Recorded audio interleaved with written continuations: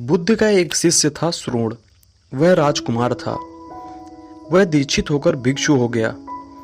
पहले दिन जब वह भिक्षा मांगने जाने लगा तो बुद्ध ने उनसे कहा कि अभी तुझे भिक्षा मांगने का कुछ पता नहीं।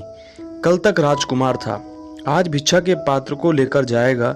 पता नहीं कैसा तुझे लगे, इसलिए मैंने अपनी एक श्राविका को कहा है कि जब तक तू भिक्षा मांगने में निष्णात ना हो जाए तब तक भोजन वहीं कर लेना। तो अभी तू भिक्षा मत मांग, वहां जाकर भोजन कर आ।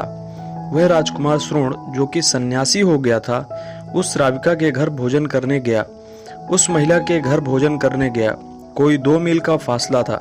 वह रास्ते पर बहुत बातें सोचने लगा। उसे ख्याल आया उन भोजनों का जो उसे प्रिय थे, और उसने आज सोचा, आज पता नहीं क्या अप्रिय भोजन मिले, क्या अरुचिकर भोजन मिले, क्या रूखा सूखा मिले। जो उसे भोजन प्रिय थे वे सब स्मरण आए, और यह भी ख्याल आया कि अब उनके मिलने की संभावना इस जीवन में दोबारा नहीं है। लेकिन जब वह श्राविका के घर पहुंचा और भोजन के लिए बैठा तो देखकर हैरान हुआ। उसकी थाली में वही भोजन थे जो उसे प्रिय थे। उसे बड़ी हैरानी हुई, उसे बहुत अचंभा हुआ। फिर उसने सोचा, शायद यह संयोग की ही बात होगी कि आज ये भोजन बने हैं। उसने चुपचाप भोजन किया। जब वह बीच में भोजन कर रहा था, उसे यह ख्याल आया कि अभी भोजन करने के बाद एकदम फिर 2 मील की दोपहरी में रास्ता तय करना है, और आज तक मैंने ऐसा कभी नहीं किया। भोजन के बाद तो मैं विश्राम करता था। वह श्राविका पंखा करती थी। उसने कहा कि भंते, अगर भोजन के बाद थोड़ी देर विश्राम करेंगे तो मुझ पर बड़ी कृपा होगी। वह फिर थोड़ा हैरान हुआ। उसे लगा कि मैंने तो कहा नहीं, मन में सोचा था, लेकिन शायद संयोग की बात होगी। मैंने सोचा। उसी वक्त उसने प्रार्थना की है। एक चटाई डाल दी गई, वह उस पर लेटा। वह लेटते ही उसे ख्याल आया, आज अपना ना तो कोई साया है ना कोई सैया है, आज अपने पास कुछ भी नहीं। वह श्राविका पीछे थी। उसने कहा, भंते, सैया न तो आपकी है न मेरी है, साया आपका है न मेरा है, किसी का भी कुछ नहीं है, अब संयोग को मान लेना। वह घबराकर बैठ गया। उसने कहा, बात क्या है, क्या मेरे विचार पढ़ लिए जाते हैं? उस श्राविका ने कहा कि ध्यान का अभ्यास करते करते पहले तो अपने विचार दिखाई देने शुरू हुए, फिर अपने विचार समाप्त हो गए, अब दूसरे के विचार भी दिखाई देने शुरू हो गए हैं। वह उठकर बैठ गया। उसने कहा कि मैं जाऊं? उस श्राविका ने कहा कि आप अभी विश्राम कहाँ किए, लेटे ही थे। लेकिन वह भिक्षु रुका नहीं।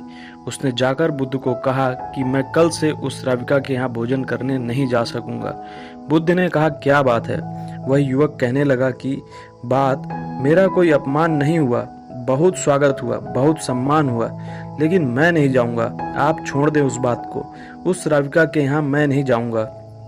बुद्ध ने कहा, बिना जाने मैं कैसे छोड़ सकता हूँ? वह युवक बोला, जानने की बात यह है कि मैं उसके घर गया। वह विचार पढ़ने में समर्थ है, और मुझे तो उस सुंदर युवती को देखकर विकार और वासना भी मन में उठी थी, वह भी पढ़ ली गई होगी। अब मैं कल उसके द्वार कैसे जा सकता हूँ और किस मुंह को लेकर जाऊँ? बुद्ध ने कहा, मैंने जानकर तुम्हें वहाँ भेजा था। यह तुम्हारी साधना का हिस्सा है।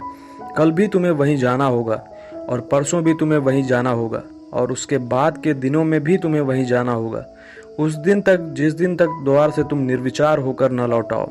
मजबूरी थी उस भिक्षु को वहां।